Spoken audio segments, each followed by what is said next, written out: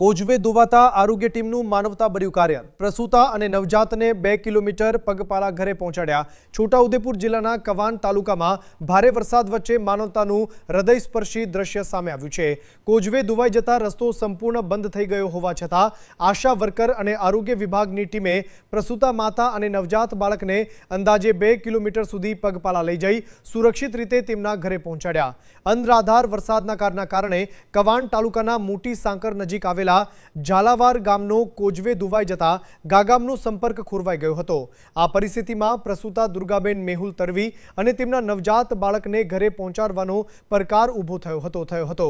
વાહન વ્યવહાર અશક્ય બનતા આશા વર્કર કૈલાસબેન જયરામ રાઠવા સહિત આરોગ્ય વિભાગની ટીમે ભારે વરસાદ વચ્ચે અંદાજે 2 કિલોમીટર સુધી પગપાળા ચાલીને માતા અને નવજાતને સુરક્ષિત રીતે તેમના ઘરે પહોંચાડ્યા। આ ઘટનાએ આરોગ્ય કર્મચારીઓની ફરજ પ્રત્યેની મનિષ્ઠા, સેવા ભાવના અને માનવતાનું જીવંત ઉદાહરણ પૂરું પાડ્યું છે। સાથે જ વરસાદી આપત્તિ દરમિયાન ગ્રામ્ય વિસ્તારોમાં મજબૂત માર્ગ અને મૂળભૂત સુવિધાઓની જરૂરિયાત પણ ઉજાગર કરી છે। રિપોર્ટર મુકેશ પરમાર, પ્રકોપ ન્યૂઝ, નસવાડી, છોટાઉદેપુર।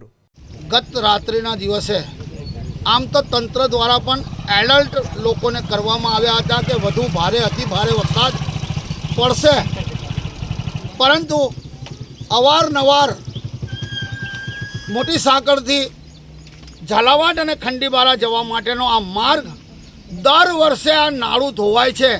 ગત રોજ જિલ્લા પંચાયતની સામાન્ય સભા યોજાઈ હતી, જેમાં મારો પ્રશ્ન આ પુલ બાબતનો જ હતો, પરંતુ ત્યાં આગળ સૈદ્ધાંતિક બાબતોને લઈને એવું કહેવામાં આવ્યું કે તમે 7 દિવસમાં અમને પ્રશ્ન આપ્યો નહોતો એટલે આજે તમારો પ્રશ્ન નહીં લેવાય। મારો ગઈકાલે આ જ પ્રશ્ન હતો કે સિંચાઈ યોજનાનું આ રસ્તો છે એ રસ્તો પુલ બને અને માર્ગ બને, જેથી ખંડીબારા અને ઝાલાવાડની પ્રજાને અવરજવરમાં સહેલાઈથી રહે, પરંતુ મારો પ્રશ્ન ગઈકાલે જિલ્લા પંચાયતની સામાન્ય સભામાં લેવામાં નથી આવ્યો। આવી ગંભીર પરિસ્થિતિઓમાં પણ આ લોકો સૈદ્ધાંતિક બાબતોને વળગી રહે છે। તેવે સમયે માણસે જોવું જોઈએ કે અમારા જ આદિવાસી ભાઈઓ આજે અહીંયા હેરાન પરેશાન થઈ રહ્યા છે। પાછળ 108 આવી રહી છે।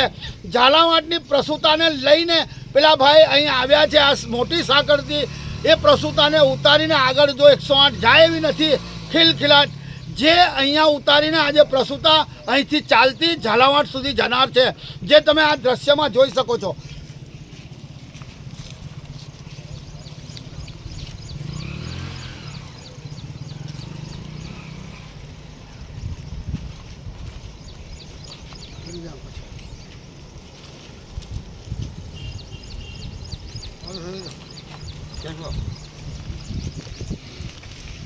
જ્યારે ભારતીય જનતા પાર્ટી બૂમો પાડીને 30 વર્ષના શાસનમાં એવું કહે છે અમે વિકાસ કર્યો છે, અમે વિકાસ કર્યો છે। આ કવાંટ તાલુકા મથકથી માત્ર 5 કિલોમીટરના અંતરે આવેલો આ બ્રિજ છે, જે છેલ્લા 3 વર્ષથી ધોવાઈ જાય છે, છતાં તંત્ર કોઈ ધ્યાન આપતું નથી। અહીંયા પાઇપ મૂકીને નાળા બનાવી દેવામાં આવે છે, પરંતુ આ જગ્યાએ અતિશય પુલની આવશ્યકતા છે, તો અહીંયા મોટો પુલ બનાવવામાં આવે એવી લોકોની લાગણી મને જોવા મળી રહી છે। હું હાલમાં જિલ્લા પંચાયતનો સદસ્ય કવાંટ જિલ્લા પંચાયત સીટ ઉપરથી છું, અને આ બધા જ ગામો મારા મત વિસ્તારમાં આવે છે, અને અહીંની પ્રજા હેરાન થાય ત્યારે મારું હૃદય પણ અહીંયા રડે છે।